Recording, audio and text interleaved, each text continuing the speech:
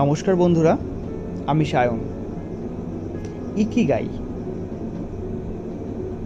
হ্যাঁ, এটি একটি জাপানি ল্যাঙ্গুয়েজ। এটি একটি জাপানি ভাষার বইয়ের নাম, যেটি লিখেছেন হেক্টর গার্সিয়া ও ফ্রান্সিস মিডলস। এটি জাপানি ল্যাঙ্গুয়েজের বই হলেও আমি যেটা পড়েছি সেটি হলো বাংলায় অনুবাদ করা, যেটা যিনি করেছেন তার নাম হলো সুমনা চক্রবর্তী। এই বইয়ের যে মূল টপিক সেটা হলো দীর্ঘ ও সুখী জীবনযাপনের জাপানি রহস্য। এই বইয়ের একটা খেতাব রয়েছে, সেটি হলো বিশ্বের সর্বাধিক বিক্রয়ের খেতাব। তা এই বইয়ের কিছুটা অংশই আমার পড়া হয়েছে। তো এই বইয়ের একটা অংশে উল্লেখ আছে একটা অদ্ভুত ব্যাপারের, সেই বিষয়টা আজকে আমি তোমার সাথে শেয়ার করব। অমরত্ব এবং খরগোশ। মনে করা যাক বহুদূরে একটা বোর্ড লাগানো আছে, তাতে একটা সংখ্যা লেখা আছে। ভালো করে শুনবেন। মনে করা যাক বহুদূরে একটা বোর্ড লাগানো আছে, তাতে একটা সংখ্যা লেখা আছে। সেই সংখ্যা পর্যন্ত পৌঁছানোর পরে মৃত্যু অবশ্যম্ভাবী। এই বোর্ড হলো আপনার ভবিষ্যৎ, আর আপনি ক্রমাগত সেই বোর্ডের দিকে এগিয়ে চলেছেন।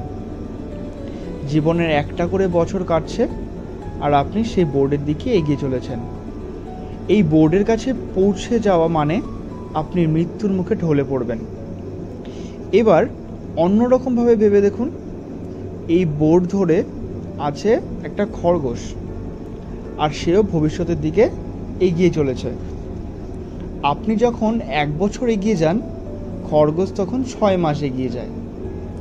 এইভাবে আপনি সেই খরগোশের কাছে গিয়ে পৌঁছাবেন ও আপনার মৃত্যু হবে। বিষয়টা ভালো করে একটু বুঝবেন। তারপরে লেখা আছে, কিন্তু যদি সেই খরগোশ প্রতি বছর 1 বছর করে এগিয়ে যায়, তাহলে কি হবে? একবার ভেবে দেখুন। তাতে করে উভয়ের গতি সমান হওয়ার জন্য আপনি কোনোদিনও সেই খরগোশের কাছে পৌঁছাতে পারবেন না, আর আপনি অমরত্ব লাভ করবেন। ইন্টারেস্টিং বিষয়টা, তাই না? এখানেই শেষ না, আরও কিছুটা আছে এখানে। খরগোশ যে গতিতে ভবিষ্যতের দিকে এগিয়ে যাচ্ছে, সেটাই হলো আমাদের তন্ত্রজ্ঞান।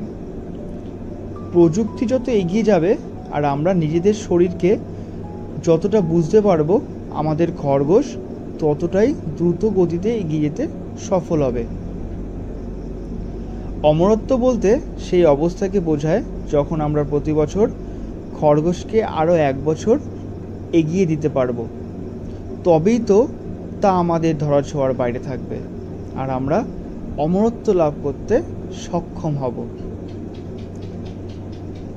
অদ্ভুত ব্যাপার। টিকটিকির আওয়াজটা শুনলেন?